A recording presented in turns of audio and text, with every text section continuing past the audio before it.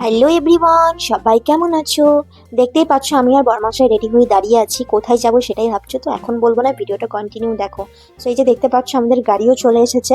So অনেকদিন পর সবাই আবার এক জায়গায় হলাম। তো আজ ছিল জাদুর বার্থডে। জাদুকে তো আশা করছি তোমরা চেনোই, না চিনলে আজকেই চিনে যাবে। তো ওর বার্থডে উপলক্ষে আজ আমরা যাচ্ছি পাপ্পু ধাবা। সো দেখতে পাচ্ছ আমরা চলে এসেছি।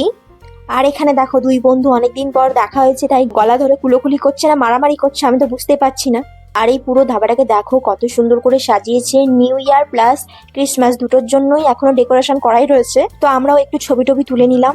এরপর চলে এলাম ধাবার ভেতরে। এই যে দেখো আমাদের বার্থডে বয় এখন গ্লাস নিয়ে খেলতে ব্যস্ত। এরপর সবাই মিলে একটু গল্প করছিলাম। গল্প করতে করতে আমাদের খাবারও চলে এসেছে। আমরা অর্ডার দিয়েছিলাম ফিশ ফিঙ্গার, বেবি কর্ন, আর এখানে ছিল আলু ফ্রাই। এরপর ডিনারে ছিল এখানকার ফেমাস তড়কা রুটি। তড়কা রুটিটা আমার হাজবেন্ড নিয়েছিল, ওর কাছ থেকে একটু টেস্ট করেছিলাম আমি। আর আমরা অর্ডার দিয়েছিলাম বাটার নান আর কষা কষা চিকেন। লাস্টে ছিল মশলা কোল্ড ড্রিঙ্কস। বাড়ি ফেরার পথে আমাদের সঙ্গে ঘটে গেল অনেক বড় একটা দুর্ঘটনা।